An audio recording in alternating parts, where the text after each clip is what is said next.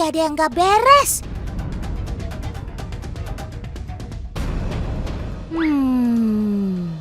Kalau begitu, biarkan detektif Otan yang akan menyelidikinya.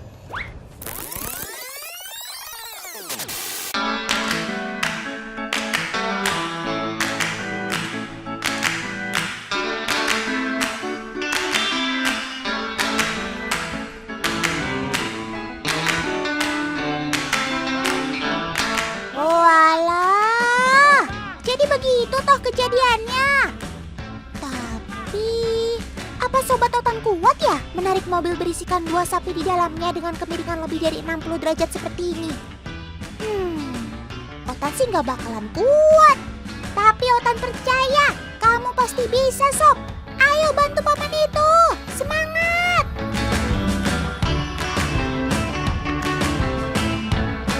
Lihat, apa Otan bilang?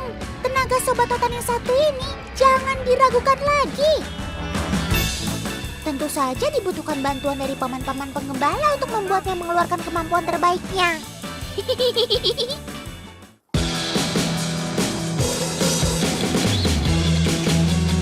Waktunya keluar kandang, Sob. Ayo kita pergi ke padang rumput untuk mencari makan.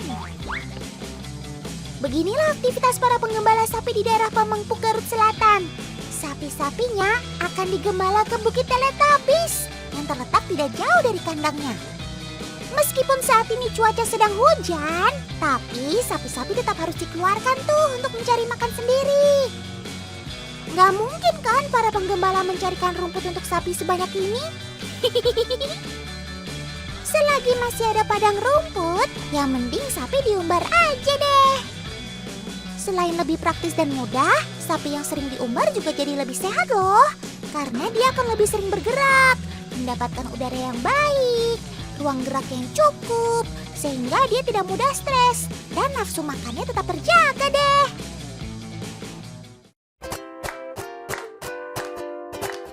Wah, lagi asik-asik kangen sapi, tiba-tiba datang hujan.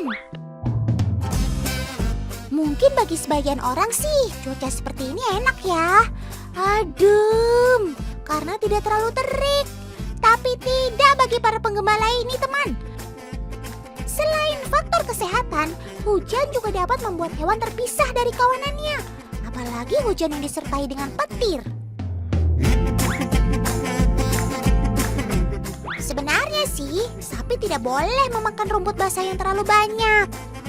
Karena memakan rumput basah atau berembun dapat menyebabkan bloat atau kembung. Bloat atau kembung merupakan salah satu penyebab kematian mendadak pada hewan ternak loh.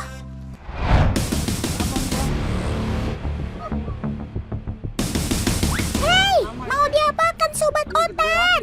Kenapa harus ditali seperti itu?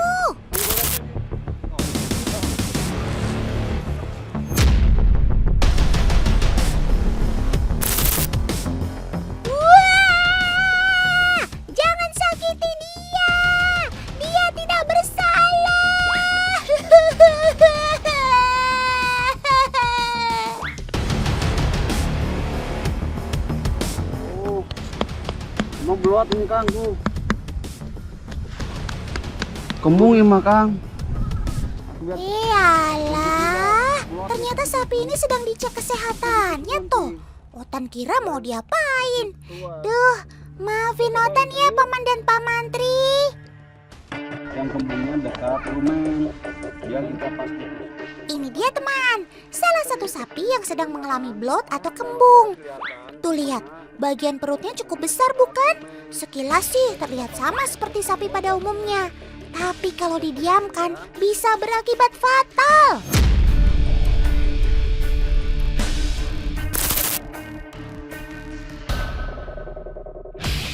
Nah, kali ini Pak Mantri akan mencoba untuk mengeluarkan gas berlebih pada perut sapinya menggunakan jarum khusus ini nih.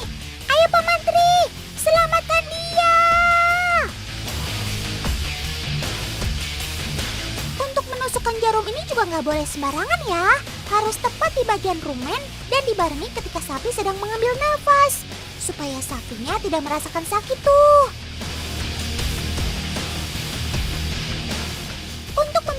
mendapat kandungan gas pada perut sapi, Paman Tri juga akan menggunakan korek api, teman.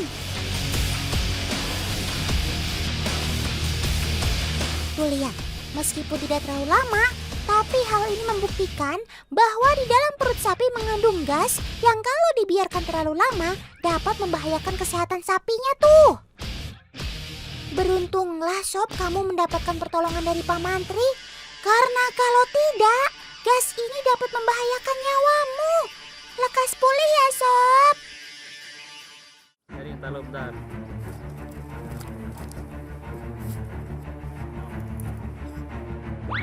Hei, kenapa kamu bisa ada di dalam sana Sob? Kemana kawananmu yang lain? Itu mereka. Tapi sepertinya mereka tidak bisa membantumu keluar dari dalam sana ya Sob. Terus Otan harus gimana? Apa yang harus Otan lakukan?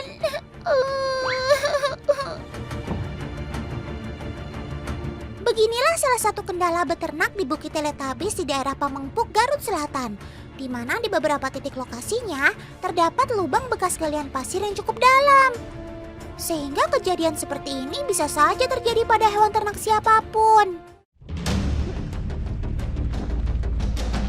Nah, itu dia. Ada paman penggembala datang. Cepat bantu dia keluar dari dalam lubang, Paman. Untuk mengangkat anak sapi ini juga nggak boleh sembarangan ya, teman. Karena dia masih sangat agresif. Biarkan dia tenang terlebih dahulu. Lalu angkat dari samping seperti ini.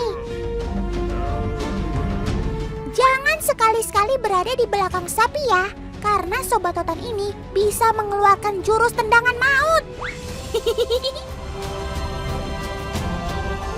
Nah, akhirnya kamu berhasil diselamatkan, Sob. Kembalilah ke kawananmu. Jangan sampai terjebak di dalam lubang lagi ya.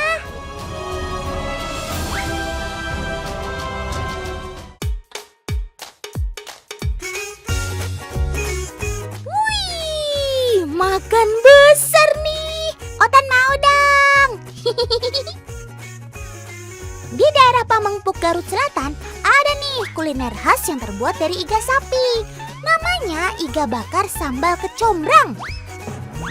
Duh, Otan jadi lapar deh.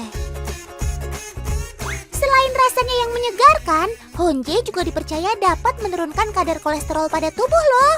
Gak heran kalau iga bakarnya dipadukan dengan sambal kecombrang ya.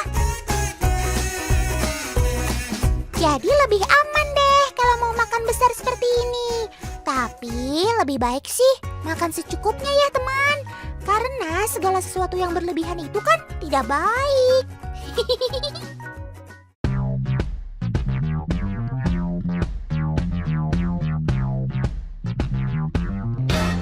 Ngomongin soal daging sapi, masyarakat Pamengpuk ternyata punya cara tersendiri loh untuk mengempukkan dagingnya.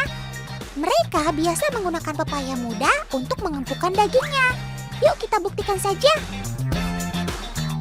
Potongan daging yang pertama akan kita berikan pepaya muda yang sudah dihaluskan seperti ini. Sedangkan potongan daging yang kedua tidak kita beri apapun. Diamkan daging selama kurang dari 15 menit dan sekarang kita lihat perbedaannya.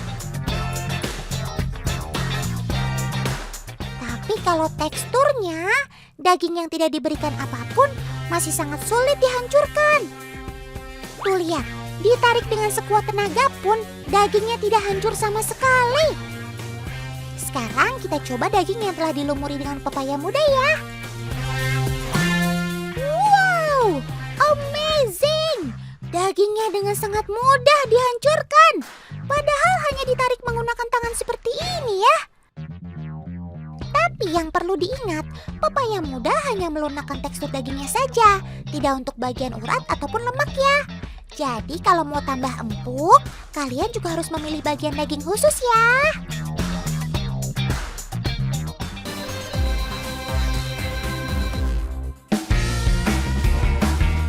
Mau coba kuliner ekstrim kayak gini? Nggak usah jauh-jauh ke Thailand teman. Nih Otan kasih tahu, kalau di Kabupaten Gunung Kidul ada yang membuat olahan kuliner dari belalang juga loh. Eits, jangan keburu takut. Ternyata Kandungan vitamin B1 dan B12 serta beragam gizi dari si belalang bisa menjaga kesehatan syaraf dan kognitif kita. Bahkan kandungan proteinnya lebih tinggi daripada daging dan hampir menyamai ikan salmon. Wih, kermaks, keren maksimal.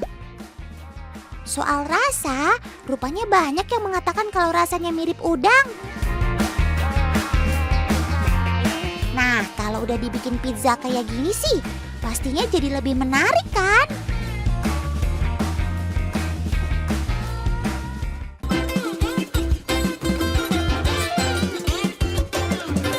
Teman, sama seperti udang, tubuh belalang mengandung senyawa kitin. Senyawa ini termasuk alergan, alias bisa menyebabkan alergi. Makanya, bagi sebagian orang yang punya alergi, setelah menyantap belalang bisa menimbulkan reaksi alergi, seperti kulit jadi bentol-bentol. Kalau nggak punya alergi sih, sikat aja teman, nggak bakal nyesel deh. Karena belalang goreng itu terkenal crunchy. Sudah matang nih. Otan nggak sabar mau langsung icip-icip. Laper.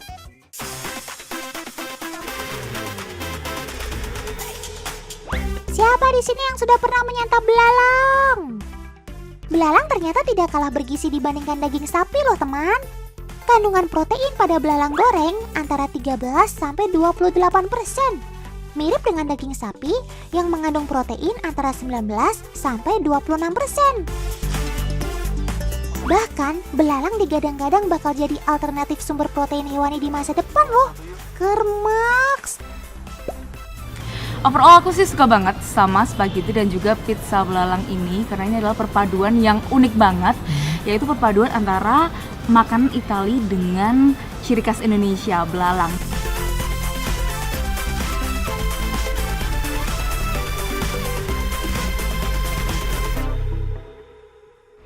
Di Kabupaten Gunung Kidul, Yogyakarta, banyak warga yang berprofesi sebagai pencari belalang kayu teman. Para pencari belalang bermunculan karena membludaknya populasi belalang di sana.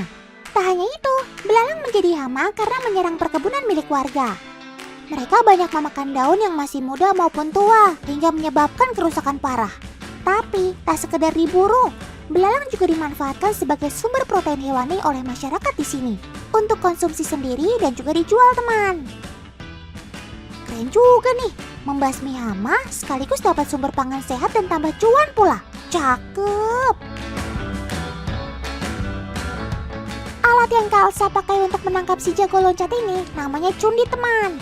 Berupa jaring kecil yang direkatkan pada kayu panjang.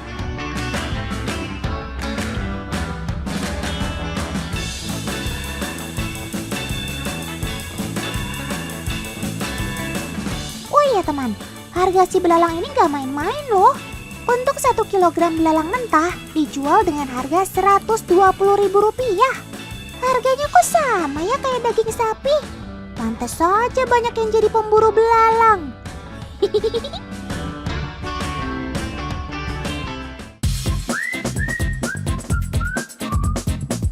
Nah, kalau fungsi dari kaki belakang belalang udah pada tahu belum? 100 untuk kalian yang menjawab untuk melompat. Tapi lebih tepatnya sih melontarkan diri ya. Saat mau melontar, belalang akan menekuk kaki belakangnya sampai hampir menempel. Setelah itu, ia akan mendorong tubuhnya menggunakan kaki belakang. Dan hop! For your info nih, belalang bisa melompat sejauh 20 kali panjang tubuhnya loh. Cakep! Selain untuk berpindah, kaki belakang belalang juga sangat penting untuk menakut-nakuti predator teman. Predator akan berpikir kalau belalang berbahaya karena memiliki duri pada kakinya. Saat predator lengah, si belalang dapat dengan leluasa melarikan diri deh. Cakep!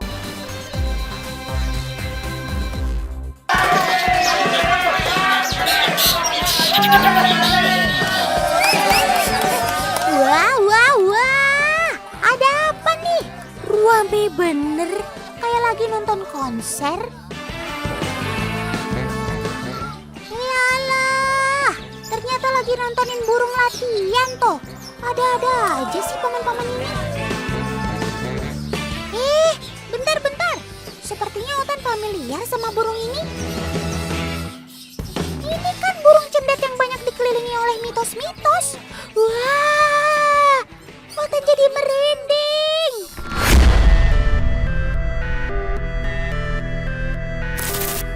Otan ingat, suara burung cendet juga dapat menjadi pertanda adanya makhluk halus yang ada di sekitarnya. Burung cendet memang mahir meniru suara apapun. Tapi ketika dia mengeluarkan suara seperti ini, itu tandanya ada hantu.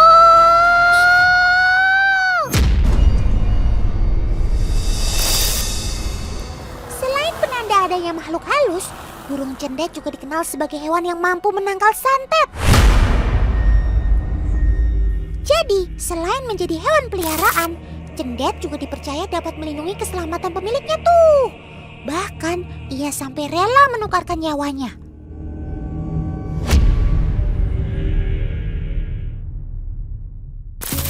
Tidak hanya itu, masyarakat Pamengpuk juga percaya memakan hati burung cendet dapat membantu kesembuhan anak yang telat berbicara. Harapannya, burung cendet yang memang terkenal akan kicauannya atau bisa dibilang bawel bisa menular ke sang anak. Kalau seperti itu sih, nanti yang ada keberadaan burung cendet makin diburu banyak orang ya teman. Lagian semua itu hanya mitos ya teman. Otan sih gak percaya sama hal-hal yang belum bisa dibuktikan kebenarannya. Burung cendet bentet kelabu juga dikenal dengan nama toet teman. Sekilas sih terdengar lucu, tapi rupanya dia juga punya julukan sebagai jagal pengintai karena perilakunya. Bisa dibilang, sobat Otan ini tidak takut dengan predator lainnya tuh. Termasuk dengan ular yang satu ini ya teman.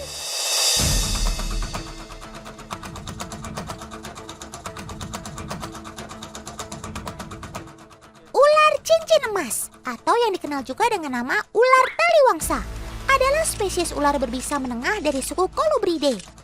Dia mempunyai sifat agresif, terutama ketika bertemu dengan mangsanya. Tapi tidak ketika dia berhadapan dengan burung cendet ini teman. Tuh lihat, ular cincin emas yang dikenal agresif dibuat tidak berdaya dengan serangan-serangan yang dilancarkan oleh burung cendet. Cendet memiliki paruh yang cukup kuat. Ketika berhadapan dengan ular, biasanya cendet akan menyerang ke bagian kepalanya tuh. Kermaks, keren maksimal.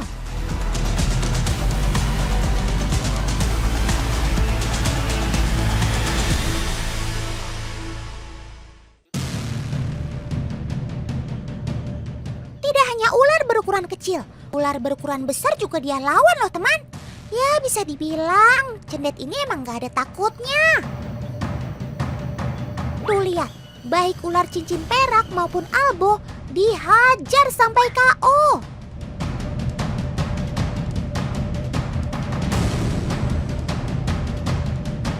Sepertinya kalau ada gelaran tinju antar burung, cendet ini bisa jadi juaranya ya teman. Kalian lihat saja patokan atau tinjuannya terhadap ular-ular itu. Begitu cepat, tepat, dan melumpuhkan.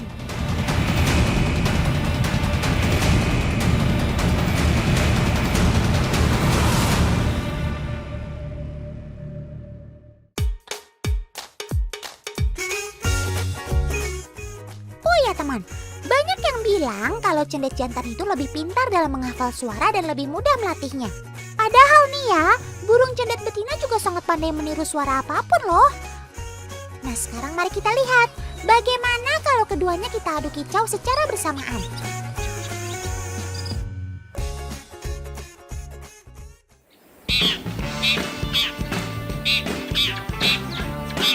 Wah, wah, wah! Keduanya langsung saling sahut nih teman. Masing-masing mengeluarkan kicauan terbaiknya tuh. Kalau kayak gini, jadi nggak kelihatan mana jantan dan betina ya.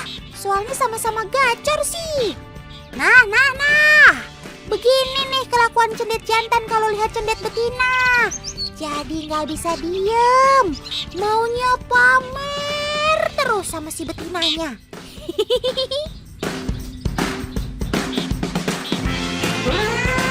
Karena hal inilah, di setiap kontes adu kicau, akhirnya cendet betina tidak diperbolehkan ikut kontes. Dikhawatirkan dapat mengganggu konsentrasi cendet yang lain. Wah, lucu banget ya teman.